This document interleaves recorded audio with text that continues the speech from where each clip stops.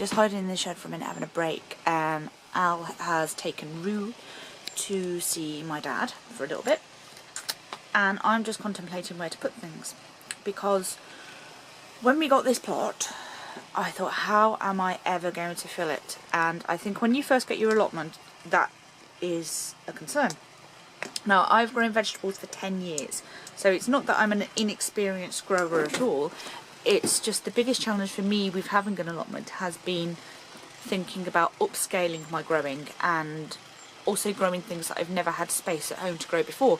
I have grown, such as brassicas.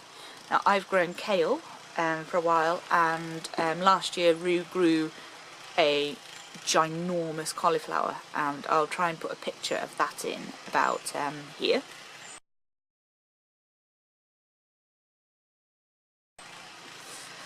And that cauliflower was massive, but I forgot to break the leaves over the top, and with it being by the canal, we had rain, I think it was for about 3 weeks solid, and it went mouldy, and I felt terrible. Well, there you go. But I think with having a first allotment, it can be quite daunting. And one thing I would say, one bit of advice for having a first allotment, is literally do a little bit and often, and don't say, right, I'm going to tackle this massive project today. Have in mind what you want to achieve. But what we do is we say a bed over here, the big long bed, say from the strawberry bed here all the way down to that bean arch there.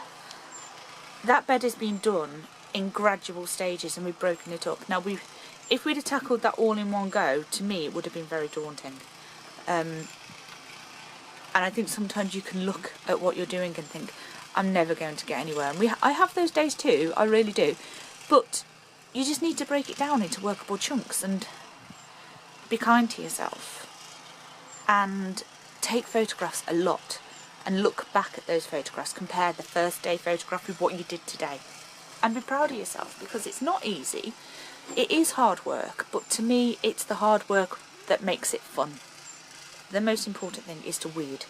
Now, you can have all the fancy tools you like, but to me the most important tool for my allotment has been a very good hoe. Al has the old hoe, which has been sharpened, but it's still rubbish compared to my one, and I wouldn't be without it. I mean, yes, you can look. I mean, look down here. There are weeds on the path, and that bit over there still hasn't been levelled, and there's weeds in there, and there's weeds on the middle path down here, and it's not perfect. It is far from it, but the beds are clear, and I keep the seed heads off the weeds, so they don't set seed, and they don't flower, and they're not going to spread. Now, to me, that's a big important job, because I may not have the time to dig every single weed out now, but if I don't take care of them a little bit, then you can guarantee next year I will really wish that I had just spent that little bit more time going down and taking heads off and hoeing them out. So it's, yeah, my top tips are: take it slowly, plan, be kind to yourself, and check your progress and look back and think at how much you've done, and weed often. If you can only do one thing, well, two things, water and weed. I find it really inspirational to see other people's allotments and to watch all of your videos online, but also I think it's important to have your own style, and don't be afraid to do things your way, and someone going to tell you, oh, you're doing that wrong. And to be honest, if you've grown something like that and you've done it like that before and it's worked for you, go for it. And if it doesn't work for you, that's also part of it. Failure is part of the job. Not job, you know what I mean. I'm waffling. I'm just enjoying a bit of peace and quiet, to be honest.